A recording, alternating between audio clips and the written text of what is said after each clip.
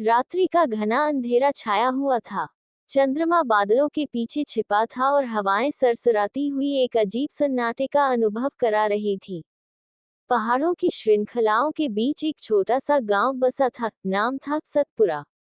इस गांव की एक अजीब सी विशेषता थी। यहाँ से कुछ दूर एक गुफा थी, जिसे गांव वाले अज्ञात गुफा कहते थे। ये गुफा सालों से एक रहस्य बनी हुई थी, क्योंकि जो भी उसमें गया, वह कभी लौटकर नहीं आया।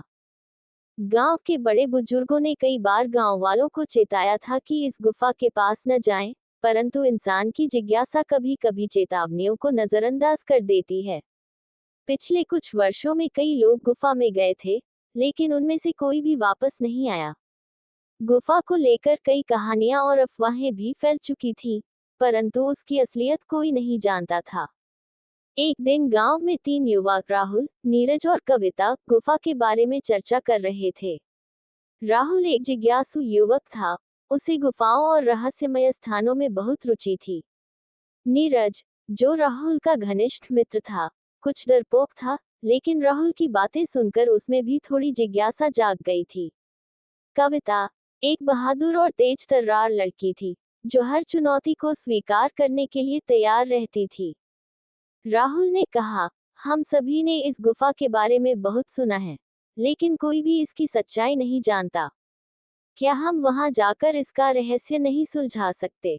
नीरज थोड़ा घबराया हुआ था, लेकिन लोग कहते हैं कि जो भी वहां गया है, वह वापस नहीं आया।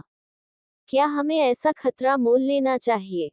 कविता ने मुस्कुराते हुए कहा, जो डर गए, वो घर बैठ जाएं। मैं तो इस रहस्य को सुलझाने के लिए पूरी तरह तैयार हूँ। क्या तुम लोग तैयार हो? राहुल और कविता की उत्सुकता ने नीरज को भी तैयार कर दिया, और उन्होंने अगले दिन गुफा की ओर जाने का फैसला कर लिया। अगले दिन सुबह की पहली किरण के साथ वे तीनों अपनी यात्रा पर निकल पड़े। उनके पास कुछ खाने पीने का सामान, टॉर्च और गुफा के भीतर जाने के लिए रस्सी जैसी जरूरी चीजें थीं। गांव से कुछ दूर चलने के बाद वे पहाड़ों की ओर बढ़ने लगे। रास्ता मुश्किल था, लेकिन उनका साहस उन्हें आगे बढ़ाता रहा। लगभग 2 घंटे की चढ़ाई के बाद वे गुफा के द्वार तक पहुंच गए। गुफा का मुंह काला और भयावह था, मानो उसे सालों से किसी ने नहीं छुआ हो। हवा की सरसराहट और उस गुफा के द्वार से आ रही ठंडी हवा ने उनके रोंगटे खड़े कर दिए। नीरज ने डरते हुए कहा, क्या हमें वाकई अंदर जाना चाहिए? राहुल ने उसकी ओर देखकर कहा, हम यहाँ तक आ चुके हैं, अब पीछे हटने का सवाल ही नहीं है। वे तीनों हिम्मत जुटाकर गुफा के अंदर प्रवेश कर गए। गुफा के भीतर अंधकार छाया हुआ था, और उनकी टॉर्च की रोशनी से केवल कुछ ही दूरी तक दिखाई दे रहा था। गुफा के अंदर वातावरण कुछ अलग ही था, इतना सन्नाटा और शांति थी, मानो यहाँ समय थम गया हो। चलते चलते उन्हें गुफा के भीतर कई विचित्र चिन्ह और चित्र नजर आए। ये चित्र पुराने समय की किसी सभ्यता के प्रतीत होते थे, जिनका अर्थ उन्हें समझ नहीं आया। कुछ चित्रों में अजीबोगरीब आकृतियां दिखाई दे रही थी, मानो वे किसी रहस्यमय जीव या प्रेतात्मा की हों। ये चित्र उनकी जिज्ञासा को और भी बढ़ा रहे थे, लेकिन साथ ही उन्हें अजीब सा भयभीत भी कर रहे थे। नीरज की आवाज कुछ घबराई हुई थी, राहुल, ये चित्र मुझे सही नहीं लग रहे। हमें वापस चलना चाहिए। राहुल ने उसकी बात को अनसुना करते हुए कहा, ये सब पुरानी सभ्यताओं की निशानियां हैं। इससे डरने की जरूरत नहीं है। कविता ने भी सहमति में सिर हिलाया, हमें आगे बढ़ना चाहिए। हो सकता है इसी के पीछे इस गुफा का असली रहस्य छिपा हो। थोड़ी देर आगे बढ़ने के बाद उन्हें गुफा के भीतर एक और अजीब चीज महसूस हुई। उन्हें ऐसा लगा जैसे कोई उनके पीछे पीछे चल रहा हो। जब वे रुकते तो वह आवाज भी रुक जाती, और जब वे चलते तो वह आवाज फिर से आने लगती। उनके दिल की धड़कनें तेज हो गईं। राहुल ने हिम्मत करके पीछे मुड़कर देखा, लेकिन वहां कुछ भी नहीं था। नीरज अब और अधिक घबराने लगा, राहुल, ये सही नहीं है। यहाँ कुछ तो गलत हो रहा है। मुझे लगता है हमें अब वापस चलना चाहिए। लेकिन राहुल और कविता ने उसकी बात पर ध्यान नहीं दिया। उनकी जिज्ञासा अब डर पर भारी पड़ चुकी थी। गुफा में कुछ और दूर चलने के बाद उन्हें एक विशाल कक्ष नजर आया। ये कक्ष गुफा का एक बड़ा हिस्सा था, जिसमें कई दरवाजे थे।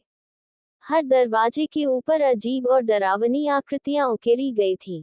लेकिन सबसे विचित्र बात यह थी कि कक्ष के बीचों बीच एक विशालकाय मूर्ति खड़ी थी।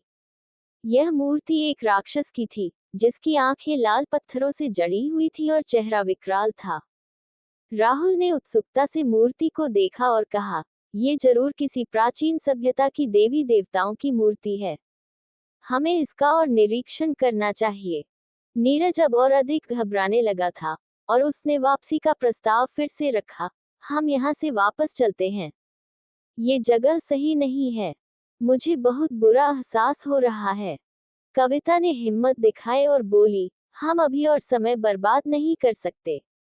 हमें इसका रहस्य पता करना ही होगा। जब वे मूर्ति के पास पहुंचे, तो अचानक गुफा के चारों ओर की रोशनी बदलने लगी। मूर्ति की लाल आंखें चमकने लगी और तभी उन्हें महसूस हुआ कि गुफा की दीवारों से हल्की हल्की आवाजें आने लगी। ये आवाजें बहुत धीमी थी, लेकिन उनमें एक अजीब सा कंपन था, जो उनके शरीर के हर हिस्से को हिला रहा था। राहुल ने कोशिश की कि मूर्ति को छुए, लेकिन जैसे ही उसने मूर्ति के पास हाथ बढ़ाया, गुफा के चारों ओर तेज हवा चलने लगी। गुफा के भीतर की रोशनी अचानक बुझ गई और वे तीनों घने अंधेरे में घिर गए।